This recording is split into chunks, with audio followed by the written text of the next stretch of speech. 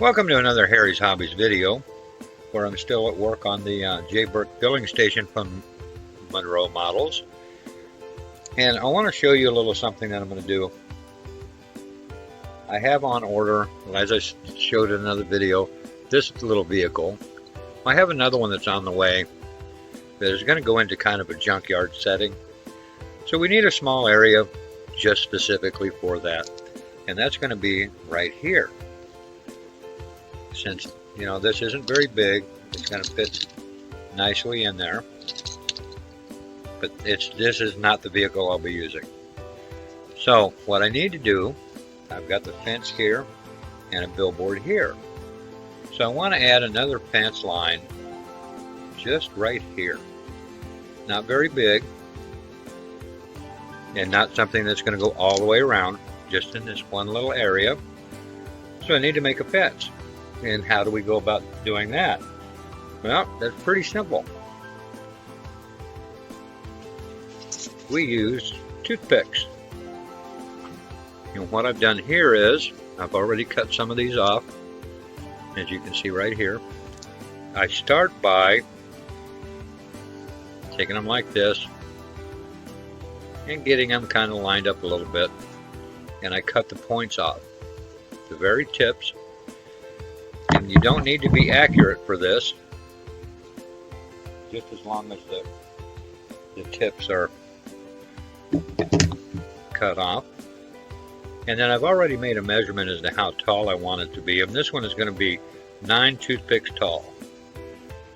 Now I do this, I don't want this to be straight across, because if I stack these like this, where they're all even with one another, it's not going to hold together that well, and it'll pull apart very easily. So we stagger them like so. And I'm going, as I said, I'm going 9 high. There's 4, 5, 6. And notice I'm keeping them staggered, and I'm not worried about dead-on accuracy.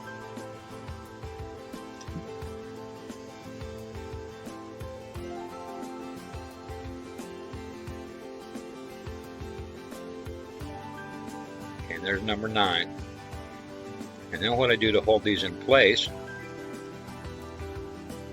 I simply take, personally I prefer to use painter's tape. And I've already got some of the pieces of that cut. And I hold the other parts in place. Sometimes they pop out. Just put them back in. And we press the painter's tape in place. And go right along. And you can see now that it's being held in place by the tape. So we move along and add another 9.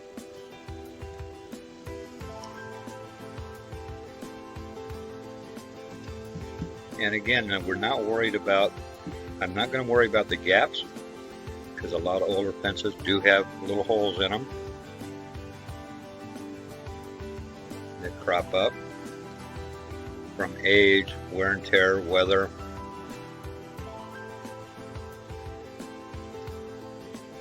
That sort of thing.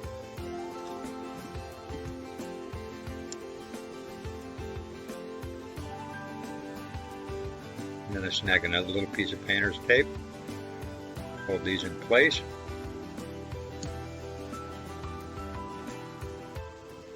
and put the tape on once again.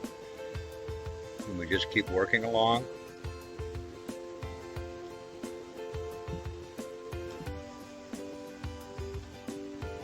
And this one will actually be a lot shorter than what I've done in the past. Generally I go the entire length of this board, my work table, the granite old countertop that I've got as the base that I work on. because it's pretty solid and smooth. I like the granite. Easy to clean up.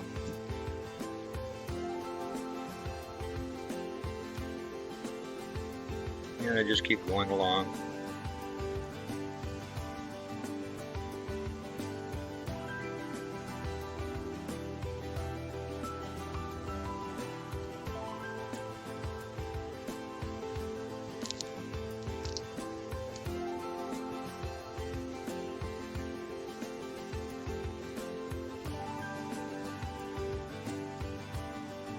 And continue doing the same thing. Now the end result is going to be what I think a pretty nice looking piece of fence, and this is actually going to be a corner piece.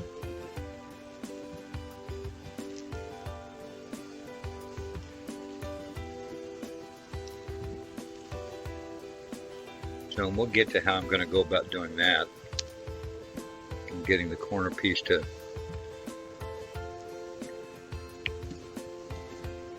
look like a standing fence.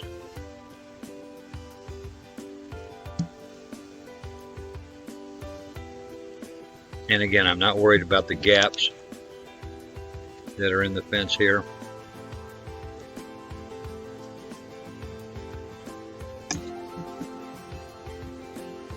And then I put a few more right here towards the end.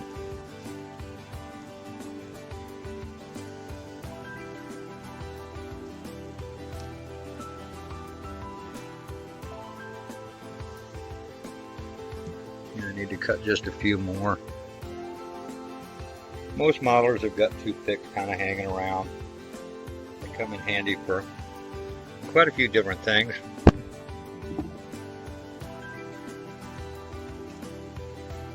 Painting, picking up parts.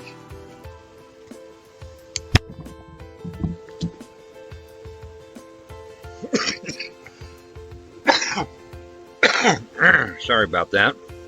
Still getting over that damn cold. The weather keeps changing, going from hot to cold, and then back to hot, and then back to cold.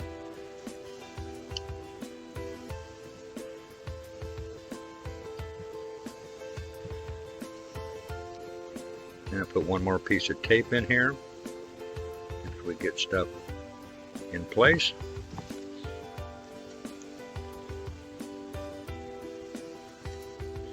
That little booger didn't want to line up right. Okay, now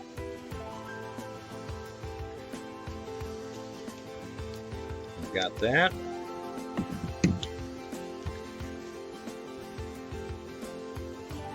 I can see already where I've got one that's not going to cooperate like it should. I'm going to add a thin piece of the painter's tape.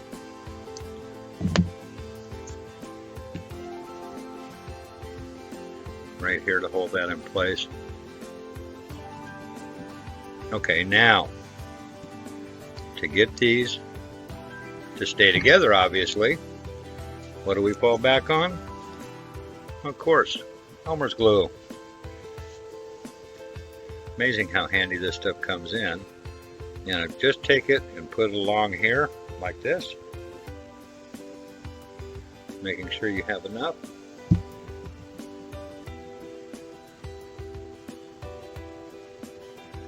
And we just get it to flow into the cracks in between what we've just put together.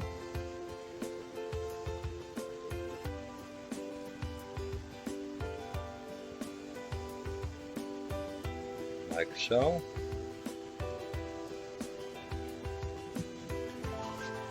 And you can get quite liberal with this because it's not going to be seen. It dries clear, number one. Number two, I'm going to be sanding it and painting anyway,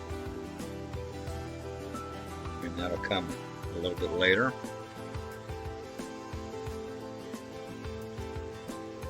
And there we have it. Now we just wait for that to dry.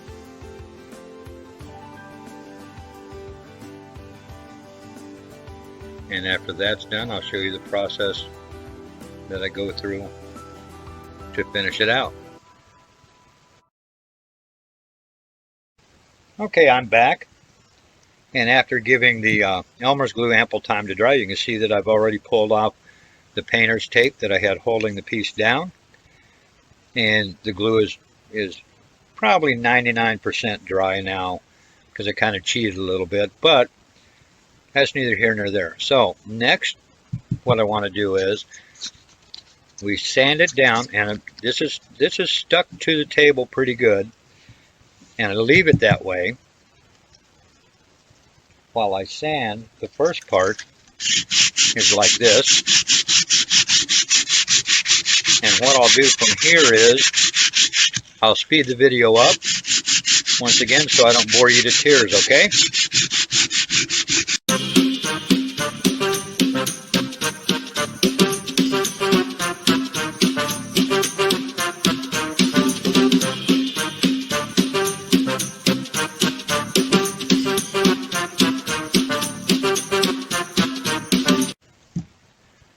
Now, after the sanding has been done, you can see some of those holes that were there are closed in with a little bit of glue.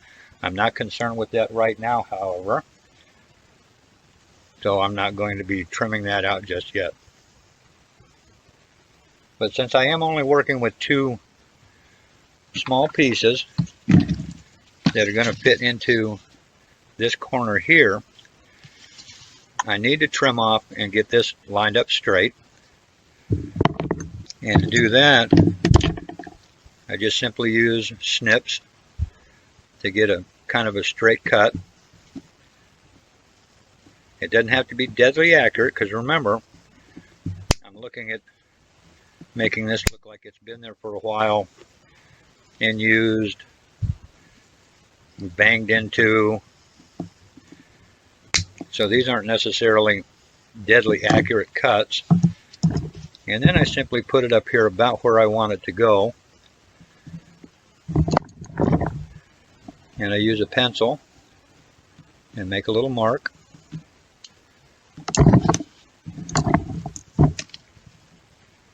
And then I use my X-Acto knife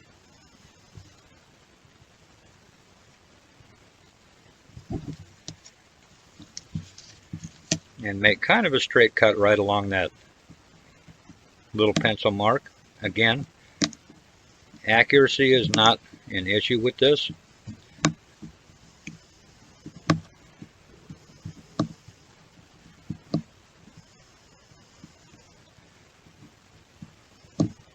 Because I am looking for that aged look. So I got the little line cut right there. Evidently not quite deep enough yet, because it should just snap off.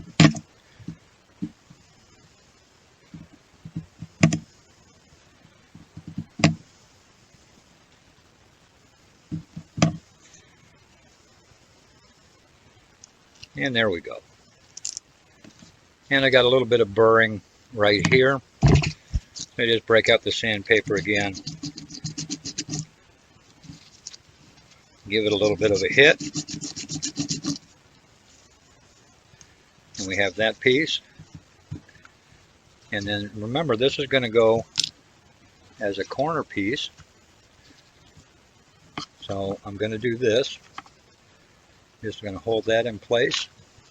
And I'm going to make another pencil mark to about where I want it to be.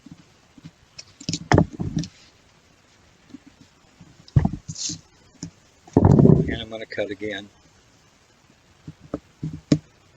Now I'm going to have quite a bit left over, so I may use it and I might not use it, but I set it off to the side, the extra parts, because it may come in handy for another model. Okay, so that one I don't need right now. And just pop this little piece off right here. Give it a little sanding. And then we have our second piece. And this will become the corner piece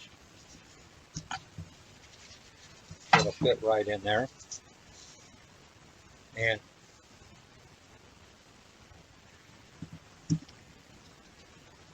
now what I want to do is I'm going to take toothpicks again, and since that's foam, I want to be able to just push it down into the foam. So I'm going to take one toothpick and cut it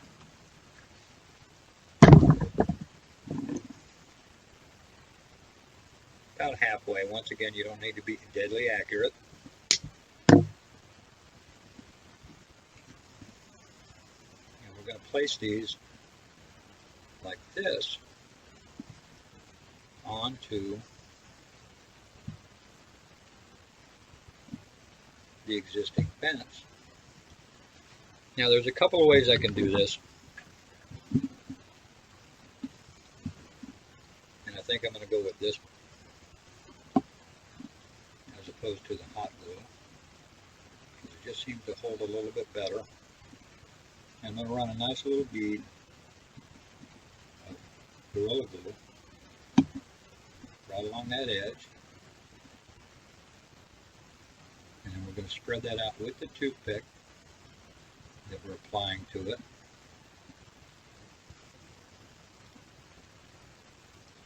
I'm going to push that into place and let that sit. I'm going to come down here and put the other one on the other corner in the same fashion.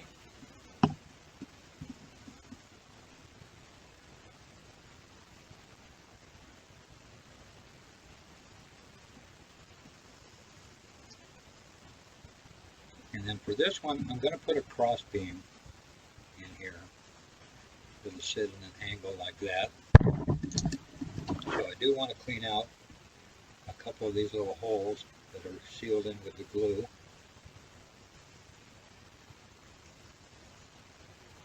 And that just trims out quite nicely.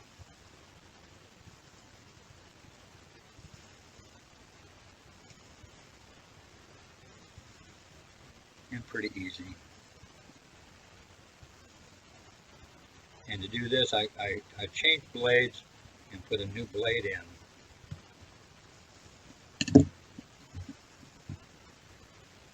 So I'm going to cut this, cut the tip off of one end, and then I'm going to set it in here at the angle that I kind of want. I'm going to trim the other end just a little bit.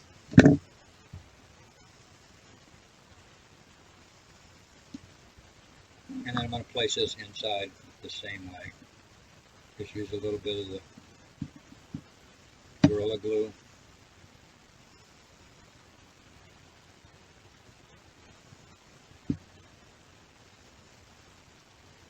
And then we have the crossbar in place. So, and again, I won't bore you with this part.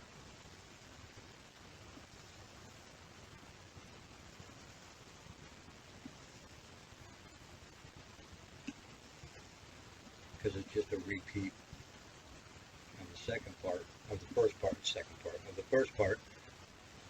So I'll stop this here, and then on the next one, I'll show you how to go about painting and weathering this. And that'll be coming up shortly. Welcome back. I have allowed the glue to dry along here. And now what we're going to do is I'm going to paint this in a brown color by using just an acrylic paint, an acrylic brown.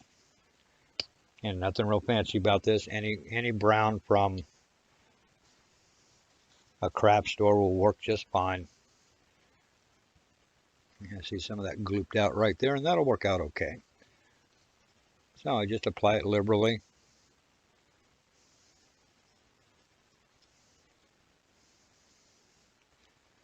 Along the fencing. And starting on the outside.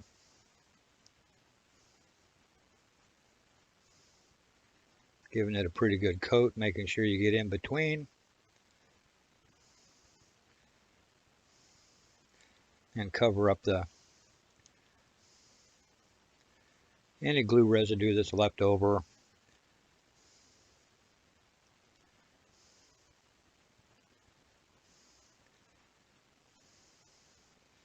And since it dries clear, it's not usually an issue anyway.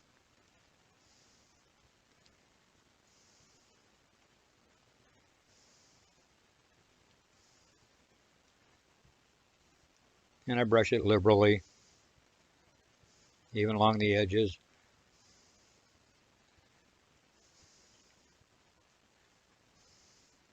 And of course along the top edges as well. And this kind of works the way to the inside. And you're going to want to get just as much of a decent coat on the inside as well.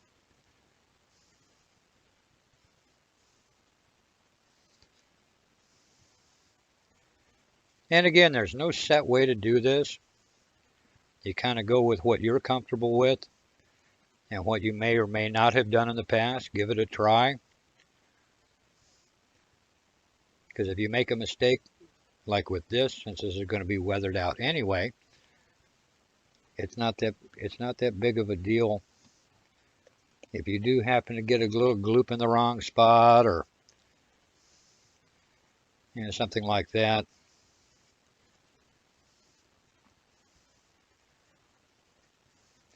because I'm not going for the bright and shiny brand new look with this.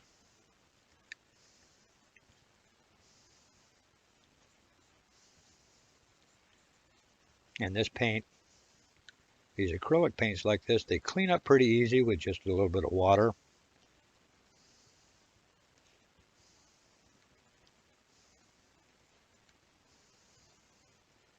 Or it comes up off, like I got some on the workbench there. Now I am going to do something a little bit different that some people don't do.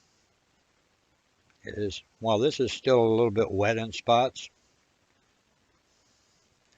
I like to go ahead and get the weathering a little bit started. And for that I'm using acrylics, water-based.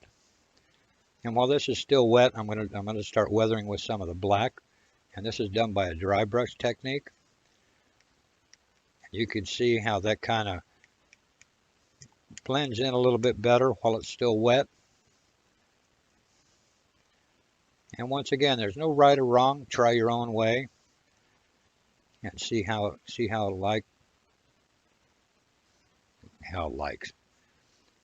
you like to do it and what works best for you.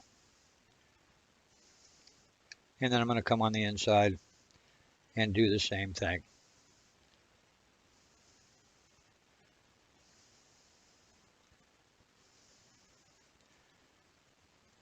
And even though that other junkyard truck that I ordered has not arrived yet, it should be here probably tomorrow. Doubtful today since it's a holiday. You know how them postmen like to have their days off. So,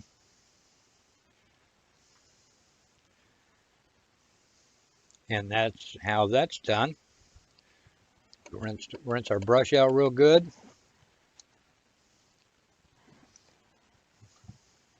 And there we have the corner piece for the diorama. And it's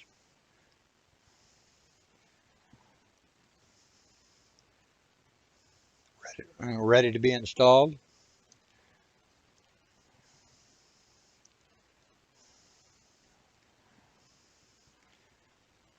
And this, like I said, this is going to go fit right into this corner,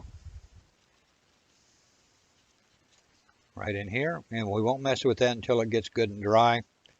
And I'll add some signs and things of that nature to it as well. So there you have it. That's how I go about building a fence. And I hope you enjoyed this video. I know it's a little long, but hope you enjoyed it. Thanks for watching.